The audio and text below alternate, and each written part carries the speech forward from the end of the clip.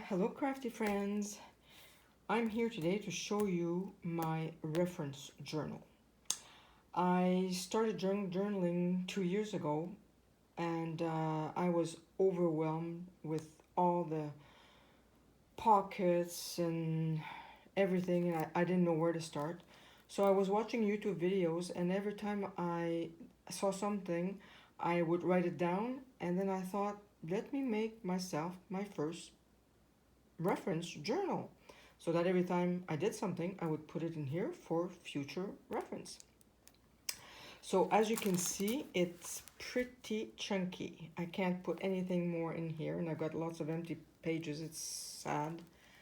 And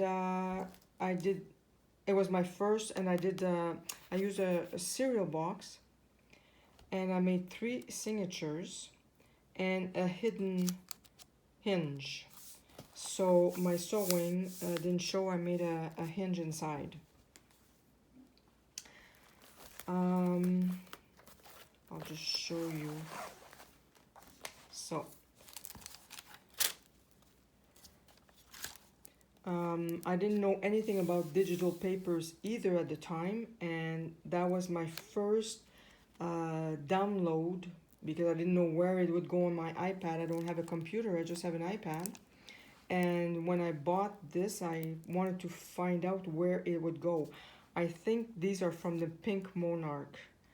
I'm pretty sure they are, and they're beautiful. I use them in mostly all my journals. At the time also, I hadn't gone to thrift shops, so I didn't have any old music sheets or book page or anything. So I had ordered this from Amazon. It's a glossy music sheet, which I don't like very much. This was my first attempt at making button closures and making a pocket. I saw that and I decided to make it. So you can put a tag in here, a tag in here. I also made a little paper clip.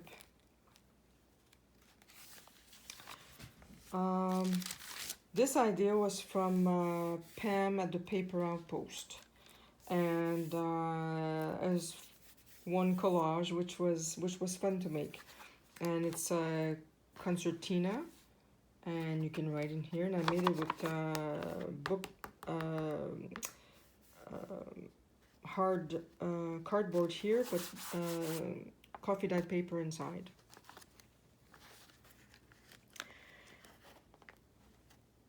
Oh, do this later. So this is one of my first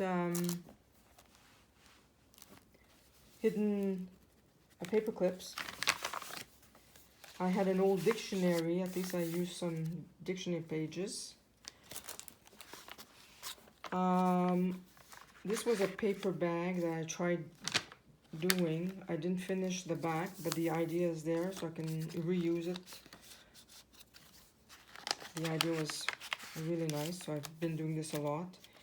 I was using my border punches that I had when my scrapbooking days. I was trying out my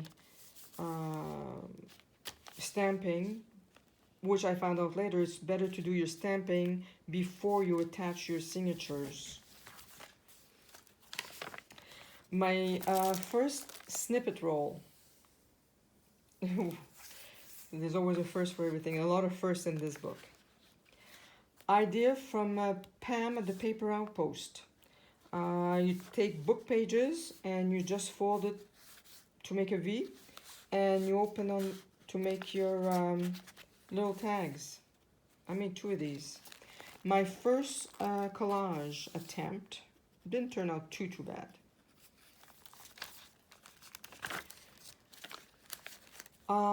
Idea here is from G. Kerr.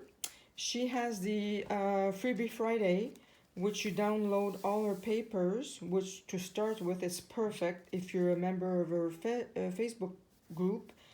And and then on YouTube she shows you how to do this. And I made this one with book pages, and I was starting just to tear off my pages, and made three little tags in here. There's a tag in here, tag in here. I just used the paper. I use cardstock to make all my tags. Another hidden paper clip. This is an over the page tag holder if you want. So the inside is all decorated. You got 2 tags on this side and 2 tags on the other side. This is very heavy, so I haven't done it again. It's too heavy for junk journaling. Again from Pink Monarch. And the first signature. I made another one with, that's it, I had rice paper and I didn't know what to do with the rice paper. So I decided to use it on these. Another idea from G. Kerr, again, freebie Friday papers. You make a big tag. There's a tag here on this side. I made this again, and there's a tag on top. I don't know what's not going on, but anyway. And I just decorated the page. This is perfect for a middle signature. Made this recently. I think the idea here is from Angela Carr, using toilet paper rolls. So you just flatten them out, you make them the size that you want, and it's a little tag. I used, just for the prototype, I used, and it turned out pretty cute. This was my first mailer, and I had just gotten my dyes from Tim Holtz, the flowers, so I was experimenting also with my watercolors. A lot of experimenting in this journal, which is fun. And I look back on it now, and my goodness, I've evolved in 2 years. Again, this was one of my first pages, and you know, it's pretty plain when I look at it. This I tried to do a pocket with vellum, and it worked out very well, and I've got beautiful vellum colored paper, so I make a lot of these pockets in my journals. This was another idea that I got from I can't remember who. Anyway, so you make a circle, and then the way you fold your paper, you've got you can decorate your edges. You got a pocket on top, you've got a pocket here, and you got 2 little side pockets. So pretty cute to make. Another idea from G. Kerr. This was a freebie paper as well, and it was black and white, but I printed it on beige cardstock, so it came out this color.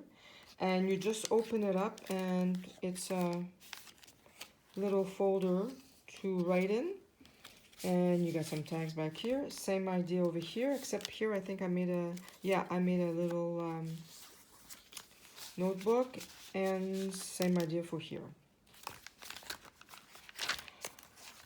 This I tried doing edging on my paper to solidify the flimsy paper, and I do this a lot on my papers. In my junk journals, I really like doing this. So I made myself some templates, and I've got different kinds of templates that I use to do this. This was an idea from Pam at the Paper Outpost, and I made a mistake. These are all supposed to be pockets, but I glued them all down. So, but the idea is there, and on the other side, you come and glue it on your page, so it makes, and you can journal in here, and so you got lots of room here, which is nice. So it would have been nice with the 3 pockets. This I made with my first collage masterboard, and it turned out very well. And I had bought a Edith Holden book, which I love, and so I made this over the page as well. And you've got a tag here on top, and you open, and you've got a pocket here with tags. Yeah, and this is all my own collage, so this was fun. This is from the paper here is from Tracy Fox. The idea is from Wendy's Journal Adventure. Another over the page tag, and you got little pockets inside. Very cute to make. I made this when I got my sewing machine. I got my sewing. It'll be 1 year in November that I got my sewing machine, so I'm very happy. It was a big thing for me to decide if I wanted to one, but I've been using it every day since I have it, so it was a good investment, and I love it. So all these papers are from Tracy Fox, and I got this idea. I think it's from her, and you've got a little tag in here. This opens up, and you've got a tag in here, and then you've got some tags in here, and here I've put this will be a little. I did put a notebook in here. I did, yeah. And you've got a tag in here, and it's a long pocket.